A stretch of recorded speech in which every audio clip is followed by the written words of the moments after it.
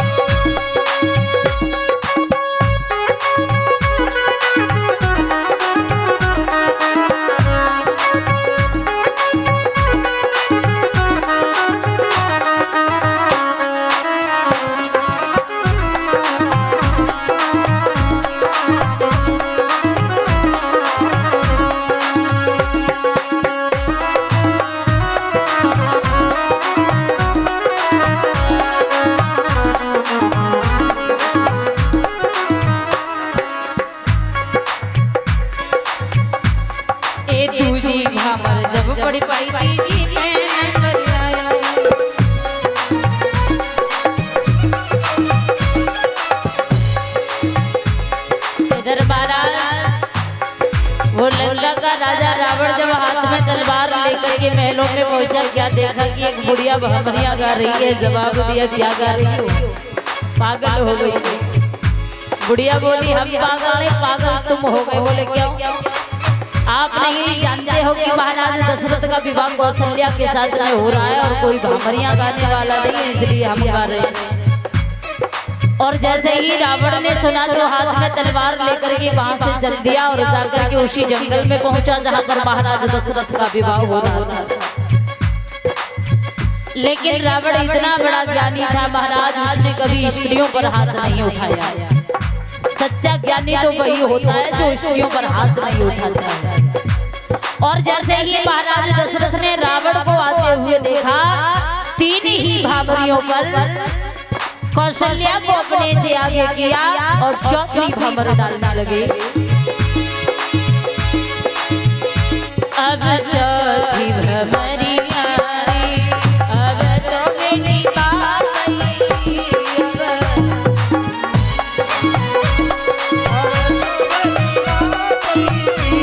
चौथी भमरिया।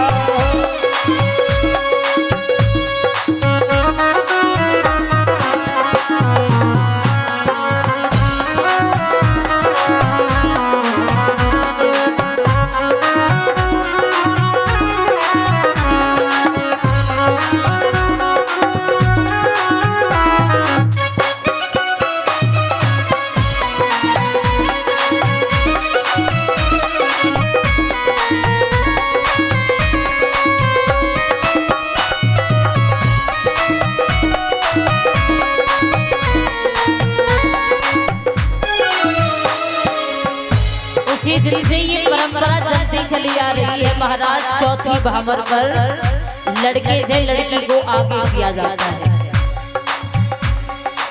अब रावण ने जैसे ही देखा तो दूर खड़ा हो गया आगे नहीं बढ़ा कौशल्या की वजह से। इधर भामरियां पढ़ रही हैं, अब बचई भमरिया अब तो बेटी बात आई, अब बचई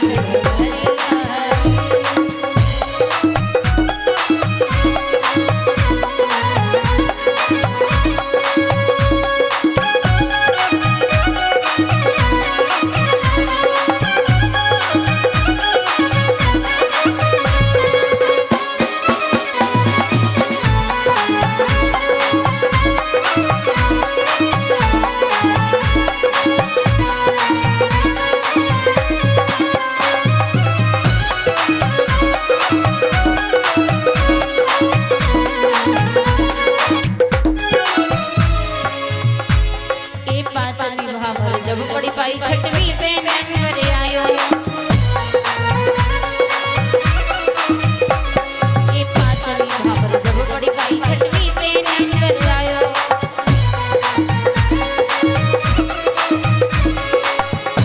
अब शतई भमरियानी अब लाडो हुई गई साजन की, अब शतई भमरियानी।